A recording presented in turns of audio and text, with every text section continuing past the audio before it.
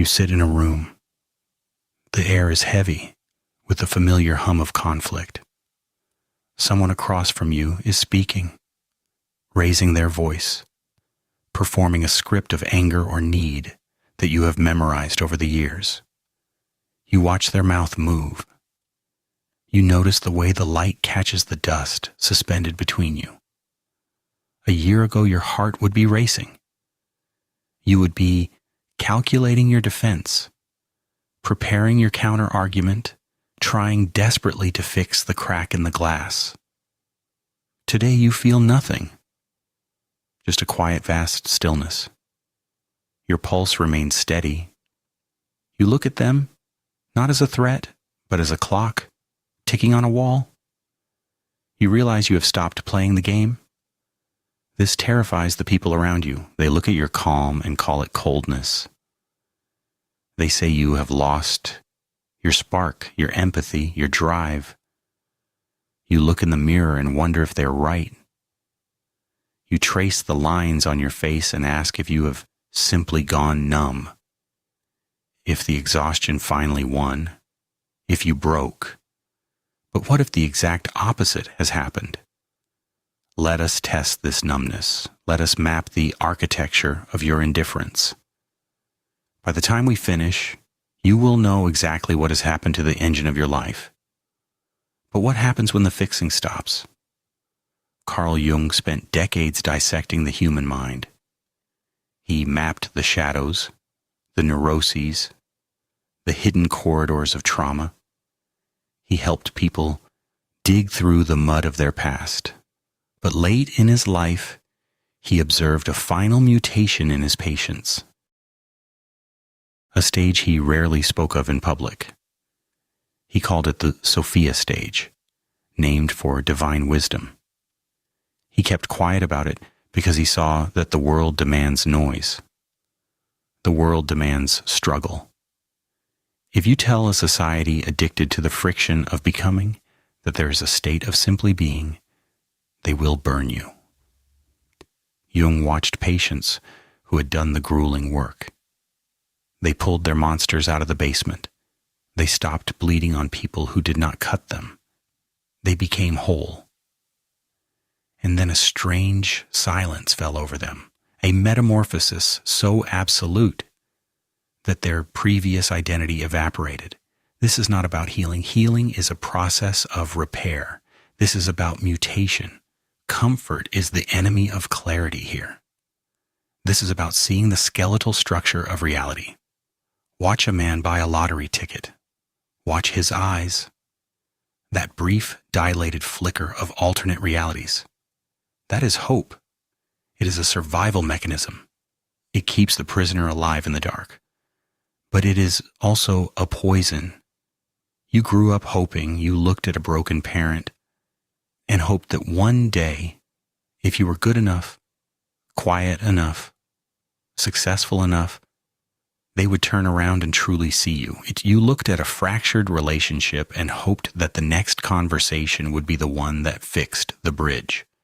You looked at the chaos of the world and hoped it would eventually wake up.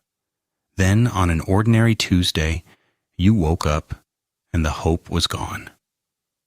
You did not cry. You did not scream. You poured your coffee. You looked out the window. The hope had simply vanished. Your culture diagnoses this as depression. They hand you pills. They tell you to find your purpose. But let us run an experiment. Think of the person you have tried to change the most. Picture their face. Now strip away your desire for them to be different. Look at the raw data, the patterns, the history, the undeniable trajectory of their actions. You do not lack serotonin, you lack delusion. This is the first marker. The total, irreversible death of hope. You stop waiting for the stone to turn into bread. You look at the stone and you accept its density, its weight, its absolute inability to feed you. This is the dichotomy of sight versus blindness. Hope is a beautiful blindfold. Stripping it off is an act of violence against your own comfort. People around you panic when they sense this absence. They mistake your clarity for cynicism. But cynicism is just disappointed hope. The cynic is still angry that the stone is not bread. The cynic is still throwing stones at the wall. You're not angry. You are observing. You see the family system. You see the gears grinding. You see that the parent or the partner cannot give what they do not possess. The psychological machinery simply does not exist. The wiring is not there. When you stop hoping, you stop bleeding energy into dead soil. It hurts. It is a dry, hollow grief. You mourn the fantasy. But then the space opens up. Freedom replaces the waiting. You no longer need the world to conform to a blueprint. You stand in the ruin, and you realize you do not need to rebuild it. But if hope is gone, what fuels the movement forward? What happens to the people who relied on your hope to sustain their illusions? Your phone buzzes on the table. A name flashes on the screen.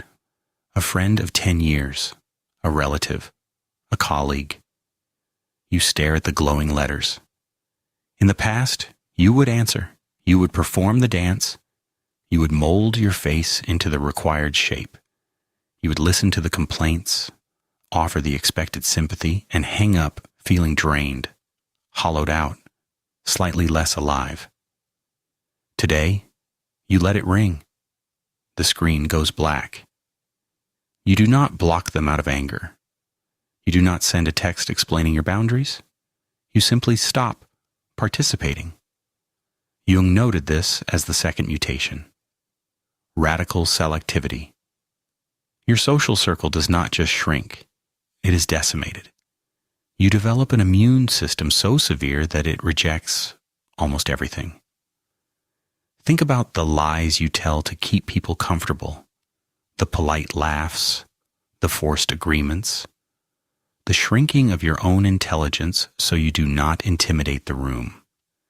Every time you do this, you commit a micro-betrayal against your own architecture.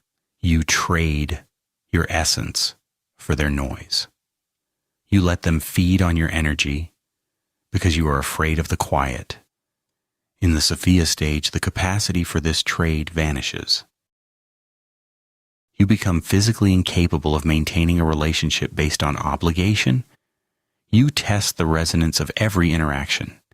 You walk into a room, you feel the frequency, and if it is dead, you leave. Quietly. No grand exit. No slam doors. Just a strategic fade into invisibility. This looks ruthless. The discarded people call you arrogant. They whisper that you think you are better than them. They demand explanations.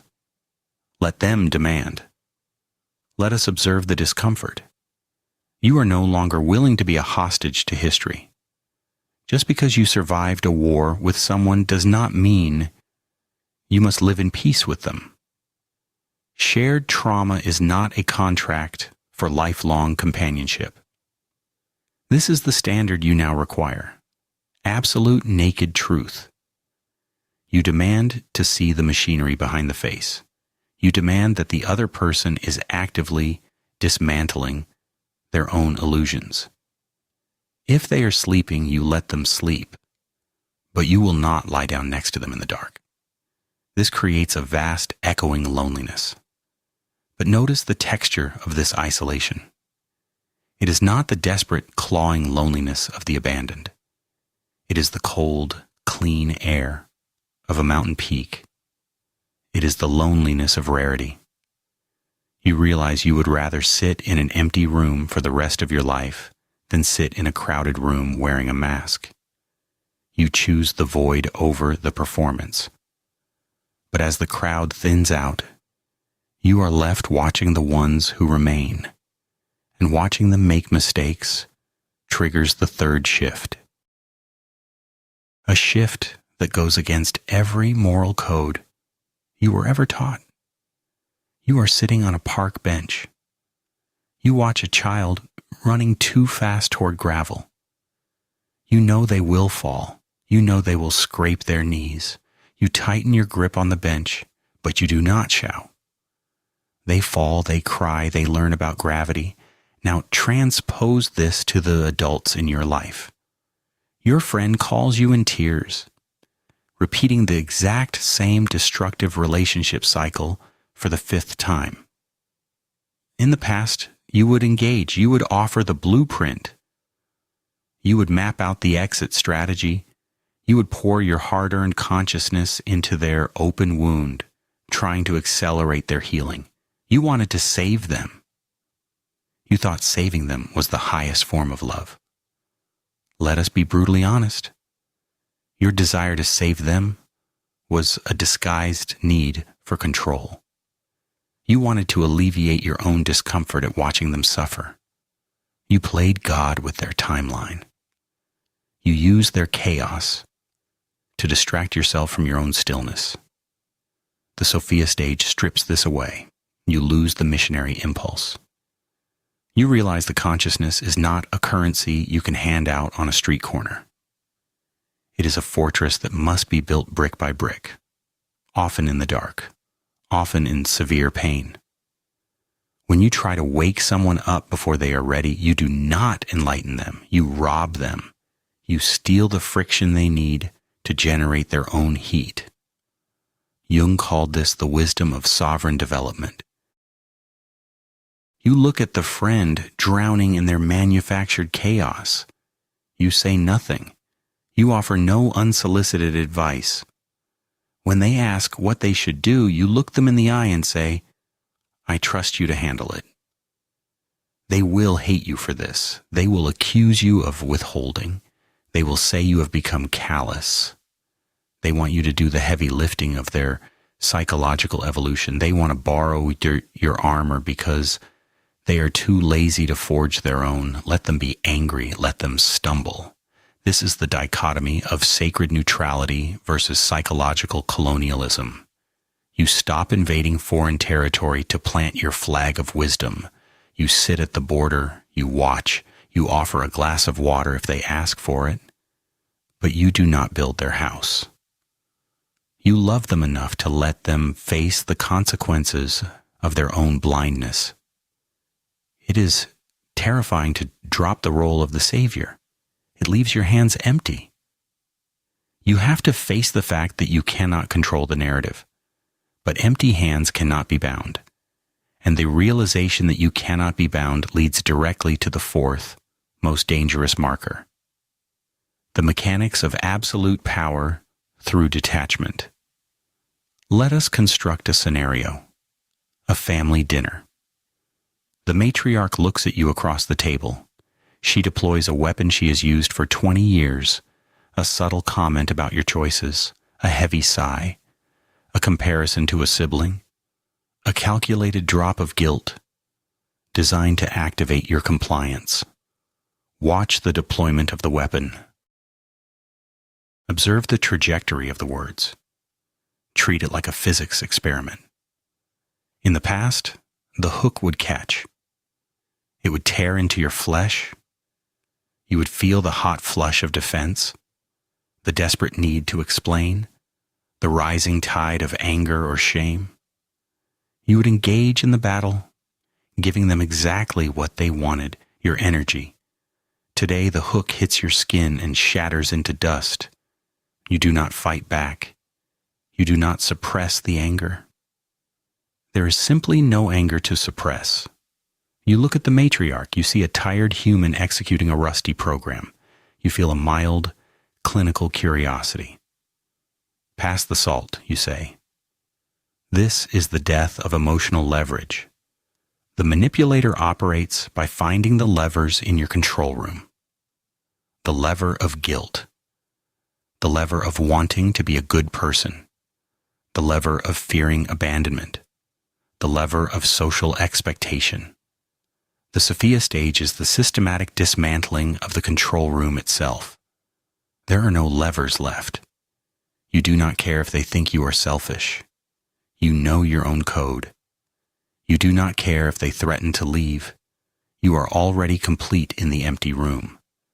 You do not need their validation, so they have no currency to buy your reaction. You have become psychologically invisible to their radar. This immunity drives manipulators into states of profound psychosis. Watch the escalation. When the guilt trip fails, they will try anger. They will raise their voice. They will fabricate crises. They will play the victim on a grand scale. Do not flinch. Do not explain. Just watch the mechanism fail. Observe the desperate flailing of an organism losing its food source. They will push every button on the console, completely unaware that the machine is unplugged. Eventually they will retreat. They will cut you off, telling everyone you are impossible, crazy, toxic. Let them spin the narrative. A predator does not hunt stone. They will move on to softer prey. You are untouchable. You walk through the marketplace of human desperation, immune to the advertising, immune to the shame, immune to the manufactured panic. You are a ghost in their machine. You possess the ultimate Machiavellian advantage. You cannot be moved by what you do not fear. But being a ghost requires a certain kind of silence, a silence that finalizes the transformation, a silence that forces the world to confront its own reflection. Someone corners you. They demand to know why you walked away from the job, the marriage, the ideology. They have a clipboard of judgments, and they expect you to fill out the defense form. They want the data. They want the reasoning. You look at them, you take a breath, and you give them nothing. It was time to go, you say. They press harder. They misinterpret your actions. They accuse you of malice, of cowardice, of betrayal. You do not correct the record. This is the final marker, the silence of knowing. Before this, you believed that being misunderstood was a tragedy. You exhausted yourself, translating your soul into languages that other people could comprehend. You thought that if you just found the perfect combination of words, they would finally see your geometry. You thought the truth was a shield. Now you realize the brutal reality. People do not misunderstand you because you are bad at explaining. They misunderstand you because understanding you would require them to destroy their own worldview. Your truth is a threat to their sleep. Defending yourself is an insult to your own intelligence. It is a plea for permission to exist from a court that has no jurisdiction over you. So you drop the defense. You allow them to hold a completely inaccurate version of you in their minds. You let them paint you as the villain in their story. You let them cast you as the fool. You walk through the world entirely self-contained. This is not a protective wall. A wall implies fear of attack.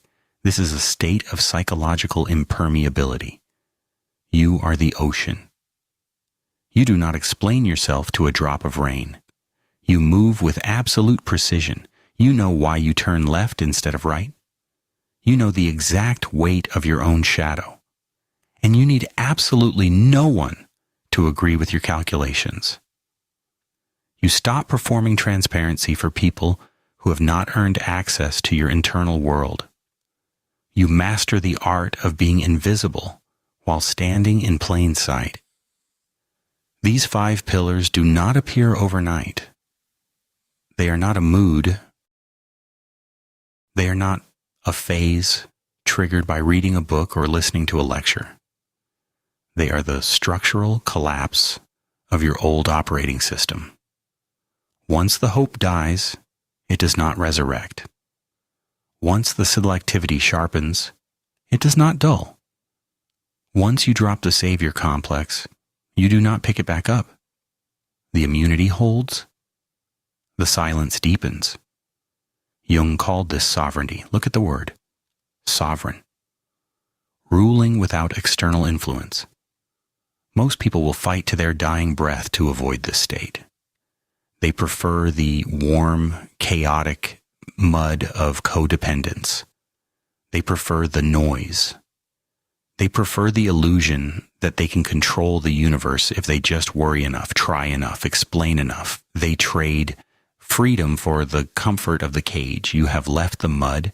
You might look at your life now and feel a momentary vertigo. The address book is empty. The drama is gone. The predictable rhythms of conflict and resolution have vanished. You might look at the cold, quiet machinery of your mind and ask the empty room, have I lost my humanity? Have I become a monster? No. You have lost your chains. You lost the tolerance for half measures. You lost the desire to play a supporting role in someone else's delusion. You lost the fear of the dark. What remains is a machine functioning at absolute efficiency, a consciousness so dense, so gravity-bound, that nothing can pull it out of orbit. You are not cold. You are clear. You are not isolated. You are insulated. You are not empty. You are swept clean. If these markers are showing up in your daily life, if the world is screaming at you to react and you find yourself simply watching the noise, do not panic. Do not try to reverse the process. Do not go back to the mud to make them comfortable. Do not apologize for the silence. You survived the breaking. You survived the healing. Now you must survive the completion. The experiment is working. The design is flawless. Let the old structures burn. Do not look away from the smoke. Keep your eyes open. The silence is not a void. It is the final answer.